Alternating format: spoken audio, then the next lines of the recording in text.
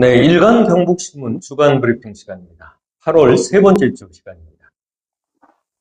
8월 20일 화요일입니다. 19일 월요일은 저희 여름 휴가 관계로 신문이 발행되지 않았습니다. 일면의 주요 기사가 이제 포항 촉발 지진 5명 기소됐다는 내용이 되겠습니다. 공무원은 빠졌다는 내용이죠.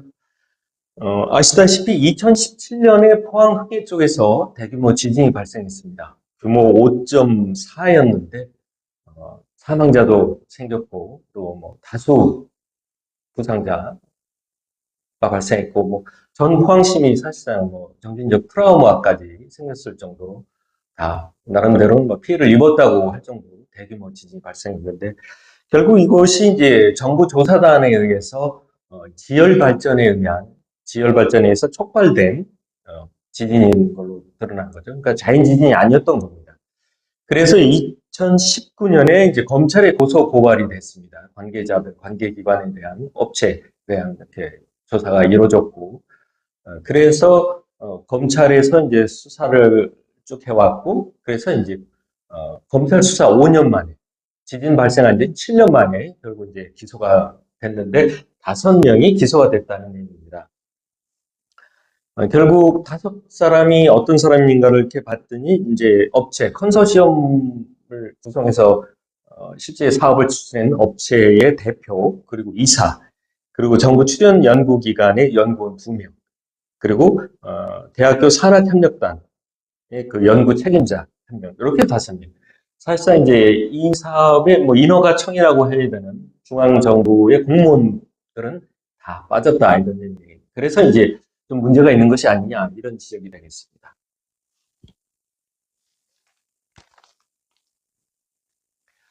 8월 20일 수요일입니다. 캠코 국유지 관리 문제 있다 이런 기사입니다. 캠코 한국자산관리공사입니다. 현재 사진을 보시면은 지금 포항 북구 영일만항을 들어가는 입구변이 되겠습니다. 입구변의 대로 바로 우측에 있는 나대지 수천여 평이 되겠습니다. 다 국유지인데 지금 보면은 이 특정 업체가 지금 10여 년 넘게 지금 계속 뭐 독점 사용하다시피 지금 사용하고 있고 지금 이제 지상에 보면 대규모 그 공작물 같은 거 제작할 수 있는 그런 이런 것도 지금 크레인이라고 해야 되나요? 이런 것까지 지금 지상에 좀 설치해놨는데 문제는 이제 105초를 제작하면서 불법적인 문제가 이루어져서 사법기관의 조사도 받았고 재판도 받고 벌금도 물었던 업체입니다. 또 여러 가지 제작을 하는 과정에서 여러 가지 인근 주민들의 민원이 발생하기도 했던 업체인데도 계속해서 이제 대부가 이루어진 문제가 있는 것이 아니냐 이런 내용이 되겠고요. 특히 이제 보면은 이 국유지상에 지금 이제 업체가 필요해서 이제 포항시로부터 개발행위 허가도 받고 있는 상황입니다. 그런데 이런 개발행위 자체가 이루어졌는지 안 했는지도 모르고 있다는 것이 이제 문제가 되겠습니다. 이 관리가 제대로 안 되고 있는 것이 아니냐 이런 지적이 되겠습니다.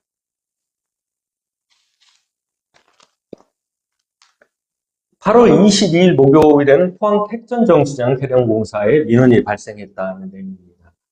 지금 현재 보시면은 지금 그 택전 정수장 개량 공사를 하기 위해서 그 진출로 들어가고 있는 대형 차량들의 모습입니다. 이 택전 정수장은 포항시 남구 연이읍에 있는 1981년에 준공됐으니까 현재 40년이 넘는 노후 정수장이 되겠습니다. 그래서 이제 포항시가 중앙정부 공모사업에 이제 참여를 해서 선정이 돼가지고 국비도 지원받고 해서 이번에 기존에 있던 그 정수장을 철거를 하고 새롭게 이제 그 정수장을 새롭게 만드는 공사가 되겠습니다. 특히 이제 그런 과정에서 이 위치가 옛날에 이제 개천도 흐르고 했던 그런 계곡 부분 쪽에 위치해 있다 보니까 집안 자체가 좀 연약층이라고 봐야 되겠죠. 그래서 새로 정수장을 짓기 위해서는 이제 기초를 튼튼하기 위해서 아마 대규모 다수의 파일을 지금 박으려고 좀 계획을 하고 있는 것으로 알고 있는데 그러다 보면 대규모 이런 파일들을 운송하기 위한 공사 차량들이 많이 이동하게 됐는데 문제는 이 도로 자체가 일반적인 뭐 도시계획도로가 아니고 동네 좁은 도로가 되겠습니다. 도로라기, 뭐 일반 도시계획도로는 아니고 좁은 뭐 소로라고 해야 되나요? 골목길이라고 하는 것이 맞을 것 같습니다. 한 3m 정도 내외일 수도 있고, 이런 데를 대규모 이런 공사 차량들이 이렇게 다수 다니는, 지금 인근 주민들 얘기는 뭐, 많을 때는 하루에 수십 회, 뭐 3, 40개 넘게 또 다녔다, 이렇게 좀 말씀하시고, 그러다 보니까 뭐, 비산 먼지, 소음, 진동 이런 피해가 크고, 그래서 뭐 벽체나 건물에 균열이라든지 피해가 많이 발생했고, 심지어는 공사 차량이 그 담장을 부수기까지도 하기도 했었습니다. 이런 상황이다 보니까 뭐 당연히 이제 노후된 정수장을 보수공사하는 건 좋은데, 공사하는 과정에서 이건 뭐 주민들한테 피해를 주지 않고 공사를 좀 제대로 해야 되는 것이 아니냐 하는 것이 이제 주민들의 지적이 되겠습니다. 마지막으로 8월 23일 국내원일에는 초고 교수촌 아파트 사업 새 국면이라는 제목의 기사입니다. 지금 초곡은 지금 포항시 북구 역시 뭐 흥해읍에 있는 마을이기도 하고, 또 뭐 거기에 이제 지금 이제 대규모 그 주택 지구가 지금 돼 있는데 그 안이 되겠습니다. 그 안에 지금 보면은 교수촌이라고 해서 이 교수촌이라는 것이 다른 게 아니고, 지금 포항공대 교직원 분들이 나름대로 이제 부지를 사가지고 전현직 교직원들이 모여서 살 수 있는 아파트를 지어보자 하는 그런 사업이 되겠습니다.